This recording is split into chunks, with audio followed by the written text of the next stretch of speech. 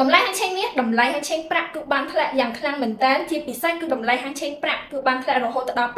$7ចានៅក្នុងព្រឹកថ្ងៃទី15មករាឆ្នាំ2025ចាសួស្តីទៅកាន់បងប្អូនទាំងគ្នាសម្រាប់បងប្អូនដែលមានបំណងចង់ធ្វើការបើកគណនីដៃទិញលក់ជាមួយនឹងតម្លៃហាងឆេងមាសតម្លៃហាងឆេងប្រាក់ដើម្បីទាញរកប្រាក់ចំណេញជាប្រចាំថ្ងៃបងប្អូនអាចធ្វើការទំនាក់ទំនងបើកគណនីដៃតាមរយៈលេខទូរស័ព្ទដែលខ្ញុំដាក់នៅខាងក្រោម TikTok បានផងដែរចាយើងឃើញថាតកតងជាមួយនឹងតម្លៃហាងឆេងមាសតម្លៃហាងឆេងប្រាក់គឺបានធ្លាក់នៅក្នុងព្រឹកថ្ងៃទី15នេះចាដោយសារតែពាក់ព័ន្ធជាមួយនឹងកម្ដៅភូមិសាស្ត្រនយោបាយចាប់ផ្ដើមមានភាពធូរស្រាលហើយបងប្អូនទាំងគ្នាបើយើងក៏លេខទៅមើលតម្លៃហាងឆេងមាសគឺបានធ្លាក់ចុះពីតម្លៃ high និងតម្លៃទាប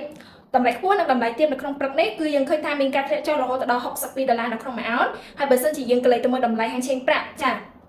គឺមានការធ្លាក់ចុះរហូតដល់$7នៅក្នុងមួយអោនផងដែរពីតម្លៃខ្ពស់និងតម្លៃទាបនៅក្នុងព្រឹកនេះតែម្ដងចាហើយតកតងជាមួយនឹងការធ្លាក់ចុះទៅលើតម្លៃមាសក៏ដូចជាតម្លៃប្រាក់នេះក៏ដោយសារតែតកតងជាមួយនឹងការឆ្លើយតបរវាងប្រទេសអ៊ីរ៉ង់ទៅកាន់លោកដូណាល់ត្រាំផងដែរដោយដែលយើងបានដឹងអញ្ចឹងពាក់ព័ន្ធជាមួយនឹង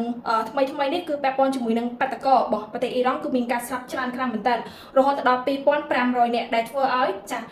លោកដូណាល់ត្រាំគឺគាត់មានការប្រមានទៅកាន់អ៊ីរ៉ង់ថាប្រសិនបើមានការសម្លាប់តកតងជាមួយនឹងបាតកោរបស់ប្រទេសអ៊ីរ៉ង់មានការកើនឡើងគឺគាត់នឹងមានការចូលអន្តរាគមន៍ទៅក្នុងប្រទេសអ៊ីរ៉ង់ផងដែរហើយយើងឃើញថាក៏ក្រោយមកក៏មានការឆ្លើយតបអ៊ីរ៉ង់វិញគឺយើងឃើញថាតកតងជាមួយនឹងចាចំនួនបាតកោរបស់ប្រទេសអ៊ីរ៉ង់គឺចាប់ផ្ដើមមានការធ្លាក់ចុះឬក៏មានការបញ្ឈប់ไปដែលធ្វើឲ្យតកតងជាមួយនឹងចា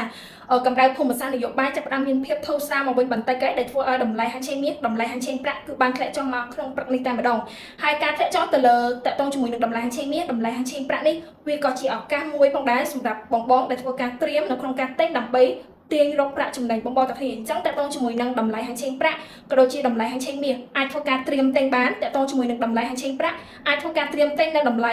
85ទៅ$84នៅក្នុងមួយអោនតម្លៃហាងឆេងមាសអាចធ្វើការត្រៀមទិញនៅតម្លៃចា$4550ទៅ$4570នៅក្នុងមួយអោនផងដែរហើយសម្រាប់ព័ត៌មានបន្ថែមទៀតខ្ញុំនឹងមានការធ្វើការអាប់ដេតនៅក្នុងក្រុម Channel របស់ខ្ញុំអញ្ចឹងសម្រាប់បងប្អូនដែលចង់បានតកតងជាមួយនឹងព័ត៌មានឬក៏ចង់ធ្វើការបើកគណនីទិញលក់ជាមួយនឹងតម្លៃហាងឆេងមាសអាចធ្វើការទំនាក់ទំនងមកកាន់ខ្ញុំបានផងដែរចា៎បាយបាយ